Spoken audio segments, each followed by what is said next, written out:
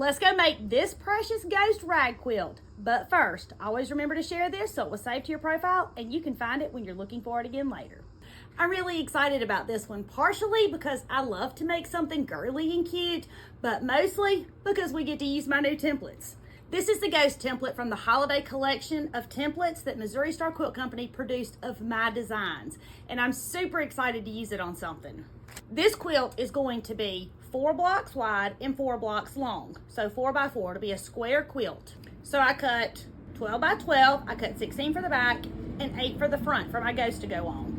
Then I have this flannel. You can use batting if you want, but I'm using flannel for the inside of my 2 pieces, and I'm using 2 layers of flannel. So I cut 2 layers of flannel for 16 blocks. So that's 32 pieces of 12-inch by 12-inch flannel. Then I chose my fabrics that I wanted for my ghost. Now my ghost, I don't want them to be even remotely scary. So I'm doing mine in these precious florals and pinks. Y'all, it is so cute. I used a layer cake, which is a stack of 10-inch squares.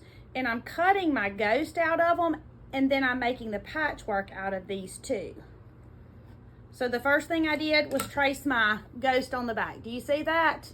This is just an ultra fine tip marker, but you can use something more fabric related if you want.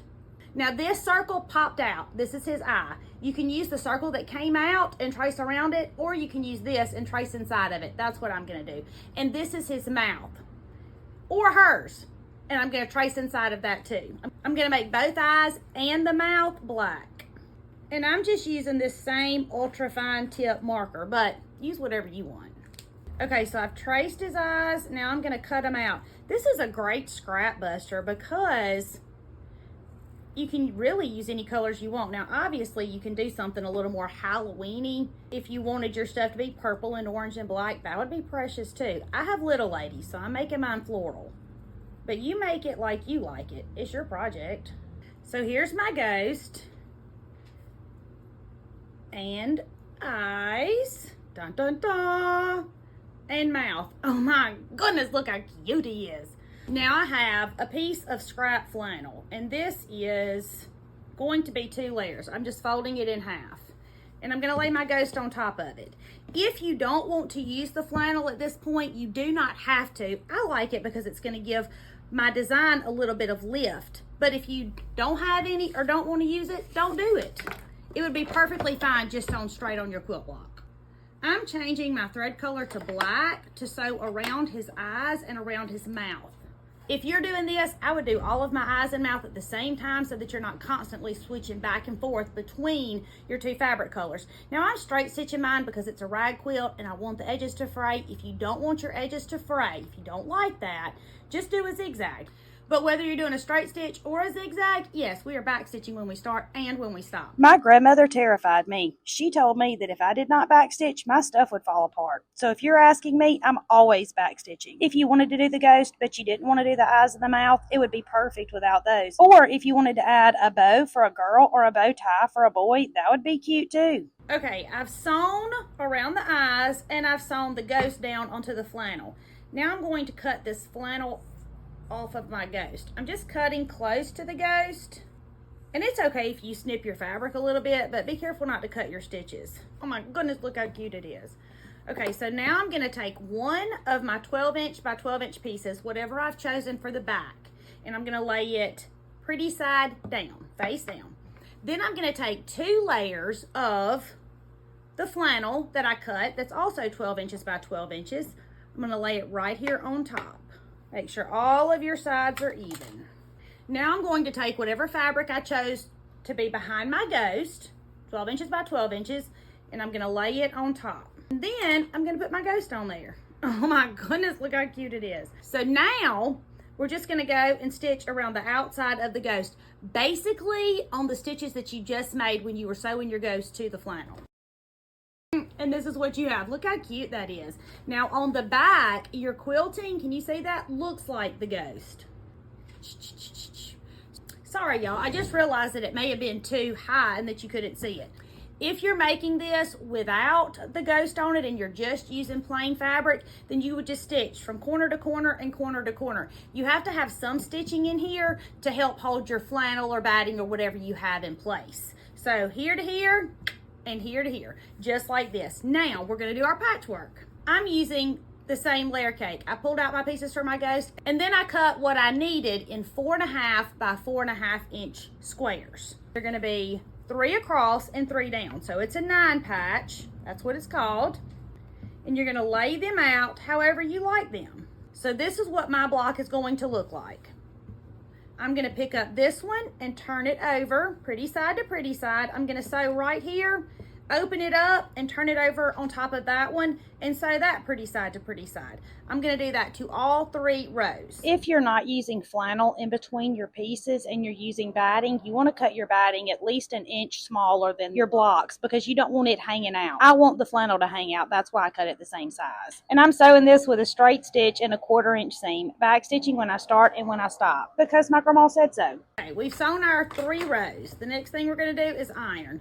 This is my ironing situation. We've talked about it before. Heat resistant pad, wool mat, both available at Walmart. Both are linked in my Walmart storefront. That's linked in the caption. This Oliso iron is wonderful. This is the iron that Missouri Star Quilt Company sent us, and the florals on it do not hurt my feelings. I love the size, and I love that it's heavy and it gets super hot. If you're looking for any of that, that's where you can find it. I'm not ironing my seams open or even to one side. I'm just trying to get them flat. Now, we're going to do the same thing we just did. We're going to put them pretty side to pretty side, and we're going to sew down this side. Straight stitch, 1/4 inch seam, back stitching when you start and when you stop, because my grandma said so. We've sewn that. Now we're going to open it up, and we're going to lay this one over here, pretty side to pretty side. Straight stitch, 1/4 inch seam. You're going to get the 1/4 inch seam by following the edge of your fabric with the edge of your presser foot. Back stitching when you start and when you stop. Ironing is not the most fun part of sewing, but I don't really mind it. And it does make your projects look better, but if you're not ironing, I ain't judging you. I made many things before I started ironing. Here's what your quilt block looks like. How stinking cute is that? You're gonna do the same thing you did with your ghost. You're gonna pick up one 12 inch by 12 inch piece, whatever you chose for the back, 2 12 inch by 12 inch pieces of flannel, lay it on top of it. Then you're gonna put your quilt block right on top of that. Now, I'm not pinning mine. If you wanna pin yours, now is a good time to do that. Because the next thing we're gonna do is quilt this right here. I'm gonna quilt mine by sewing right here on either side of this seam, and the same thing right here on both sides of that seam, and this seam. But you quilt yours however you want to. You can stitch in the ditch, you can do it a diagonal, you could just sew an X across if that's what you wanna do. I'm doing mine with a straight stitch. Yes, I'm back stitching when I start and when I stop. And I'm following the edge of my presser foot along the edge of this seam. And that's gonna keep my stitches nice and straight. I'm doing this for Halloween because I have twin girls. They're 4 and they don't like anything scary. So I'm doing pinks and florals, but you could do this with Halloween fabric, or you could do this with just fabric that you love. It doesn't necessarily have to be Halloween. Pick fabrics that you love and it'll be perfect forever.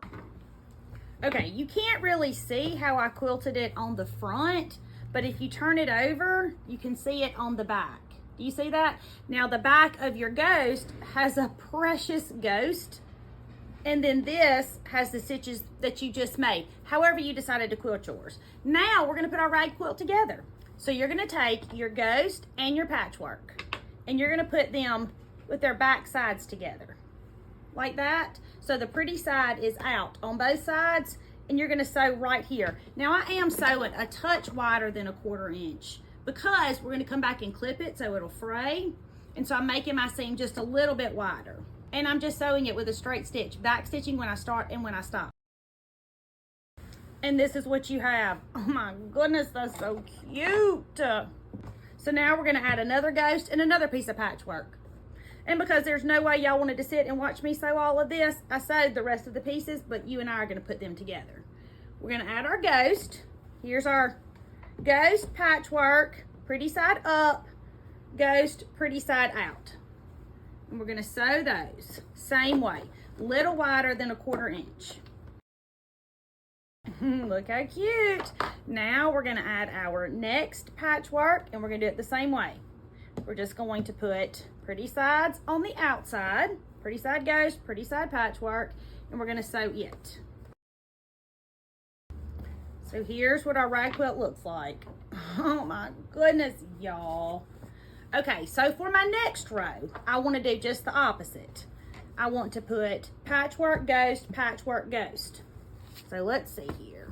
Patchwork, ghost, patchwork, ghost.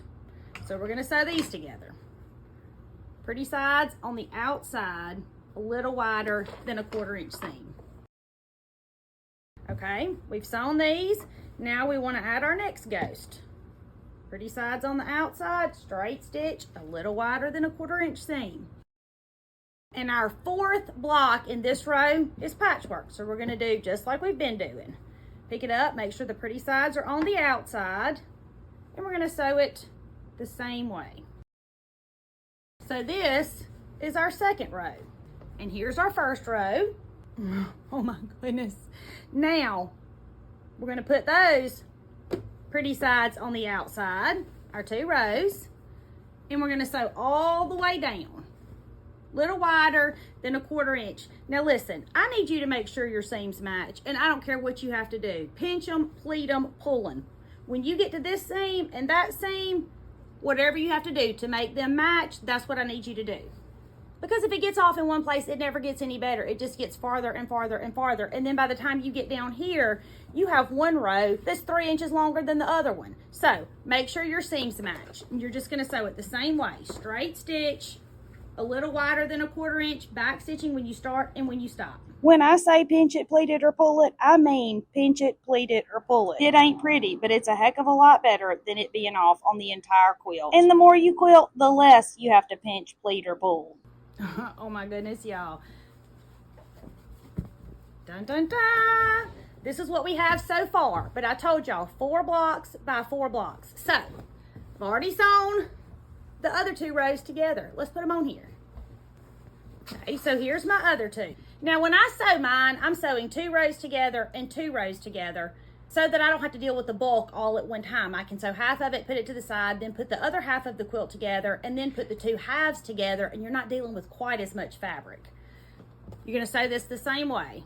Pretty sides on the outside, making sure your seams match, a little wider than a 1/4 inch. And if you want your quilt larger, just add more blocks. And if you want it smaller, don't do quite as many. Or make your blocks larger or smaller. It's your quilt. Make it how you like it. But be sure to email me a photo to hometownquiltcompany@gmail.com. I want to see. So now we've sewn the whole thing together. Y'all. The next thing we're going to do is sew all the way around the outside edges with the same seam allowance, a little wider than a 1/4 inch. If you're worried about snipping your seams when you go back to snip it, just make your seam allowance a little larger. And there are tons of appliques at hometownquiltcompany.com that would be gorgeous on a rag quilt. But if you've never appliqued and it's intimidating to you, just skip this step. You do what makes you comfortable and what makes sewing fun, because that's what it's supposed to be, fun. Okay, we've sewn all the way around it. The next step is to clip all of our seams, wash it, and enjoy it. So meet me right back here and we'll clip our seams, we'll wash it, and we'll see what it looks like when it's finished. My name is Tammy. I'm your favorite sewing teacher, and I would love for you to come sew with me.